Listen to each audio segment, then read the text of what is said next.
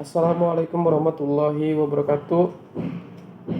Perkenalkan, nama saya Ahmad Apandi, saya dari Fakultas Dia Nusantara, jurusan Teknik Elektro, di mana saya akan menjelaskan tentang studi kasus bagian B.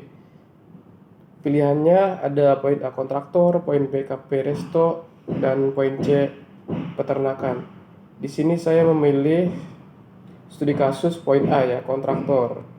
Di mana kontraktor ini saya menjadi penyedia jasa instalasi kabel optik, entah itu kabel power listrik. Nah, di sini ada pertanyaan proses bisnis, flow chart atau risk picture, activity diagram, dan feedback. Di sini saya menerangkan sedikit tentang pertanyaan poin 1 ya. Proses bisnis, flowchart atau rich picture activity diagram adalah semua alat visual yang digunakan dalam analisis dan desain proses bisnis untuk membantu memahami dan meningkatkan alur kerja atau layanan. Berikut adalah penjelasan singkat yang saya jelaskan tentang bagaimana kita dapat diterapkan dalam konteks sebagai kontraktor atau penyedia layanan instalasi kabel. Nah, di sini ada poin 1 ya. Flowchart diagram alur atau diagram alur untuk penyedia layanan instalasi kabel dapat mencakup langkah-langkah seperti menerima servis, mengirim teknisi ke lokasi, melakukan survei lokasi, memasang kabel, menguji koneksi, dan memberikan dokumentasi kepada pelanggan atau customer. Ini juga dapat mencakup poin keputusan berdasarkan faktor-faktor seperti jenis kabel yang diperlukan di lokasi.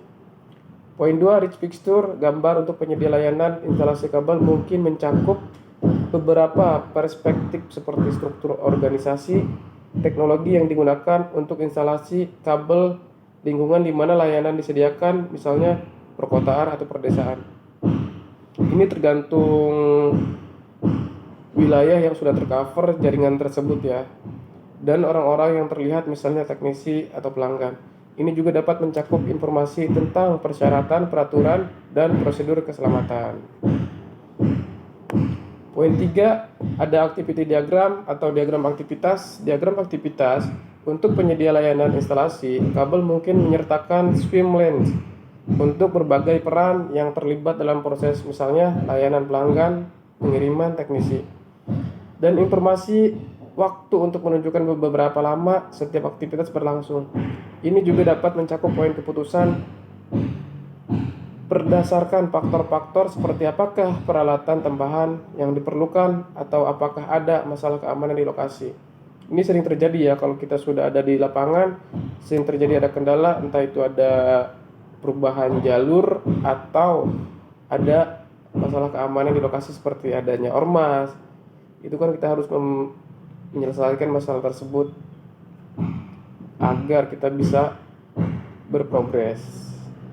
Feedbacknya untuk penyedia layanan instalasi kabel mungkin mencakup informasi tentang pengalaman dan keahlian perusahaan di bidang ini. Contoh, proyek atau project yang berhasil diselesaikan, harga dan persyaratan pembayaran, dan informasi tentang future atau manfaat untuk unit dari layanan mereka, misalnya waktu penyelesaian yang cepat, bahan berkualitas tinggi. Ini juga harus mencakup proyeksi keuangan dan penjelasan yang jelas tentang bagaimana perusahaan akan menghasilkan pendapatan dan mencapai profitabilitas. Ini sangat penting ya. Ini sangat penting dalam mengerjakan project atau proyek. Kita tergantung customer, dia mau waktu dengan pekerjaan cepat atau dengan sesuai prosedur yang dia inginkan. Oke. Nah, poin 2, ada pertanyaan bisnis model kanvas. Di sini saya membuat bagan atau struktur model kanvas kontraktor atau penyedia jasa instalasi kabel. Di sini ada key partner ya. Di mana key partner kita mencakup ada banyak klien ya, ada user Fiberstar misalkan, user ISP CBN, user ISP Mayor Public, user infrastruktur data center yang ada di Indonesia, seperti itu. Ada kayak aktivitas, jasa instalasi perangkat, instalasi kabel rumah atau customer yang tadi saya sudah jelaskan. Ada maintenance sama ada troubleshoot. Nah, maintenance ini sama troubleshoot dia terpisah ya. Karena maintenance itu seperti ada perawatan, misalkan pengecekan kabel, entah itu kita perangkat data center, seperti itu. Dan troubleshoot ketika ada troubleshoot, ketika ada gangguan dari customer atau user, itu kita akan visit kembali untuk memperbaiki masalahnya di mana. Seperti itu. Ada value proposition, menyediakan tool yang berkualitas yang sudah teruji. Pastinya kita mempersiapkan tool ya untuk keperluan pekerjaan di lapangan. Selalu siap dalam bekerja, urgent dan sudah terjadwal. Oke, merespon dengan cepat untuk berkoordinasi. Aplikasi untuk mempunyai data dan untuk in output data. Ini penting ya, aplikasi ini untuk seperti kita mengumpulkan data atau pendataan, pemasukan dan keluar. Ada customer relationship, membuka harga jasa dengan sesuai yang diharapkan user. Nah, di sini penting ya harga juga untuk menarik customer. Kita menyiapkan harga yang murah dan memberikan kualitas yang sangat baik. Itu agar kita memuaskan customer, agar tidak kecewa. Selalu siap dengan perintah customer. Kita harus menyesuaikan apa yang dimau customer, seperti ada jalur kabelnya bagaimana, itu harus ada dealannya dari pertama. Nah, di sini ada customer segment, perusahaan corporate, perusahaan broadband, pengguna internet atau jaringan. Di sini kita menyediakan ada instalasi buat kayak perkantoran, gedung, sama pertokoan dan perumahan broadband seperti kabel-kabel rumah, IKR ya, jatuhnya instalasi kabel rumah. Di sini ada KI Research, menerima job desk dari para user, menggunakan Google Map untuk mencari site lebih cepat, grup antar mitra dan masing-masing user. Di sini kita berkoordinasi dan menerima pekerjaan dari klien ya, seperti yang tadi ada di poin key partner. Seperti itu. Menggunakan Google Map dan mencari set lebih cepat. Ya betul. Ini sangat penting kita dalam perjalanan untuk mempersingkat waktu agar lebih cepat sampai ke lokasi. Google Map sangat penting untuk saat ini. Dan grup antar mitra dan masing-masing user. Ini penting ya untuk koordinasi antar mitra ketika ada kayak relokasi jalur dari pemerintah, penurunan kabel, itu sangat penting agar untuk antisipasi kita mempersingkat waktu down saat ada pengerjaan penurunan kabel, seperti itu. Ada channel aplikasi pengaduan user customer agar lebih cepat dan mudah. Ada grup membuat nomor pengaduan customer care agar lebih cepat untuk mengatasi yang lebih urgent. Testimoni pengguna. Nah, iklan jasa yang berkualitas ini sangat penting juga ya buat menarik para customer kita agar ingin menggunakan jasa layanan kita. Di sini ada cost struktur, ada membeli tool ketika urgent pergantian, ada sewa supervisi. Kadang sewa supervisi ini ketika ada pengerjaan di gedung ya, biasanya ada supervisi seperti supervisi engineering atau security, tergantung prosedur yang gedung berikan. Biaya operasional setiap jalan ke lokasi. Ini biaya operasional yang nanti saya jelaskan di Excel ya. Biaya maintenance juga ada, gaji karyawan. Pengguna ada di sini ada revenue stream. Pengguna jasa customer sama biaya pemasukan pembayaran dari user atau customer.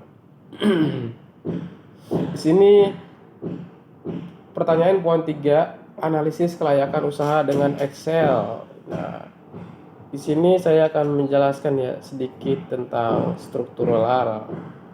Di sini ada peralatan, Peralatan yang harus dibeli seperti fusion splicer, itu untuk penyambungan kabel optik. Ada tangga lipat telekosip 5 meter.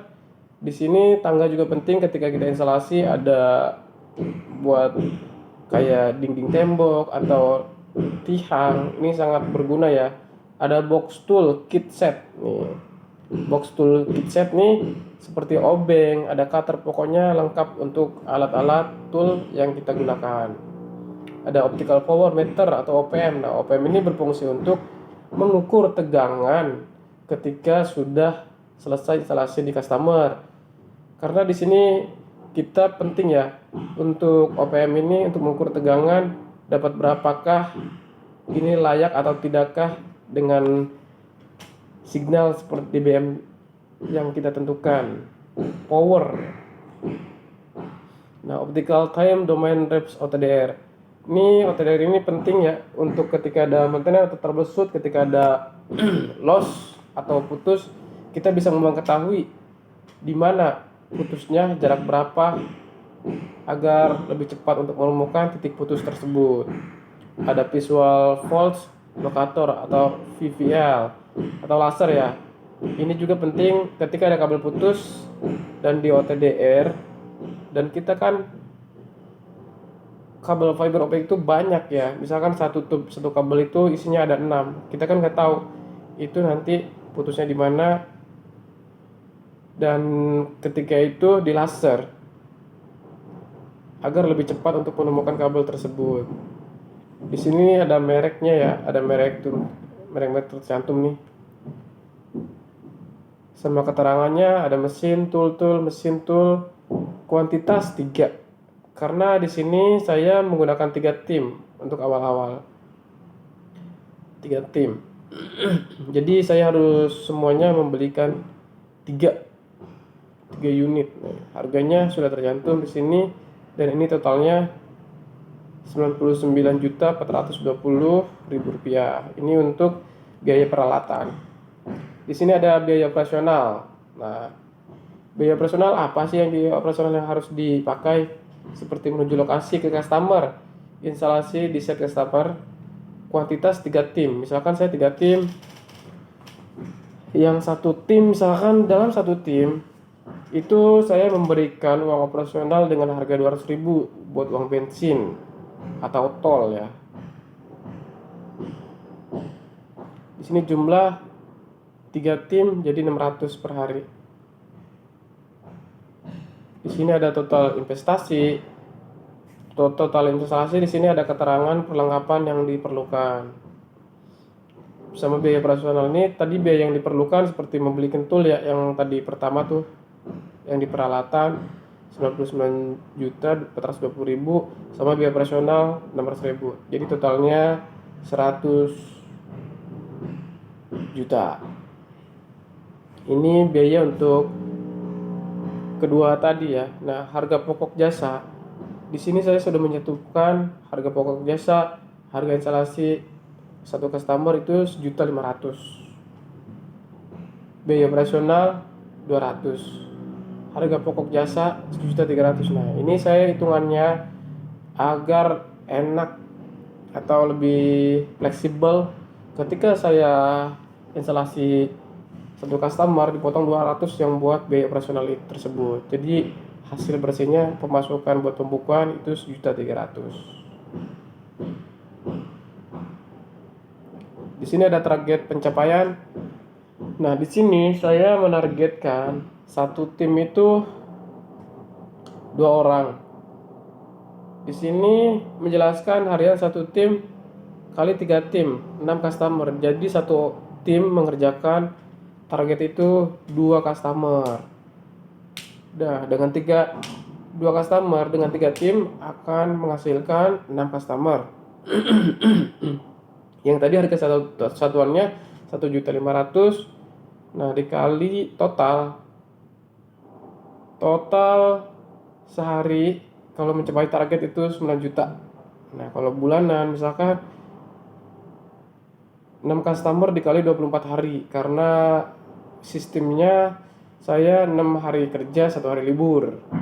Ini ini totalnya dalam sebulan saya dapat menghasilkan 1.296.000.000. Nah, untuk bagian pengeluarannya, pengeluaran bulanan, ini seperti ada harian, kuantitas, harga bulanan, harga total, dan keterangan.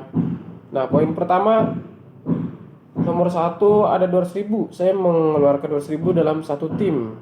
Nah, dikali 3 jadi 600.000 ya di sini. Bulanannya 24 customer, jadi harga total 14.400.000. Berarti dalam satu bulan saya mengeluarkan buat uang operasional itu 14.400.000. Nah, di poin 2 ada gaji semua karyawan. Di sini saya mengeluarkan untuk gaji karyawan per karyawan kurang lebih 5 juta ya. Saya mempunyai untuk merekrut 10 orang terlebih dahulu. Setelah ini akan maju, saya akan menambahkan orang, dan pastinya pengeluaran tersebut akan selalu bertambah. 5 juta plus 10 orang jadi 50 juta ya. Nah, di sini ada poin 3, dalam satu bulan 11.600.000. Di sini saya menggunakan biaya sewa ruko tempat kerja. Karena di sini saya menggunakan sistem untuk sewa kontrak biaya ruko bulanan. Segini jadi total pengeluaran 76 juta. Di sini ada hasil dan keuntungan bulanan ya. Di sini saya sudah mencakup semua dan mencantumkan pengeluaran dan pemasukan dan keuntungan yang saya dapat. Di sini ada pemasukan keuangan tadi yang 1.296.000.000 sama pengeluaran keuangan.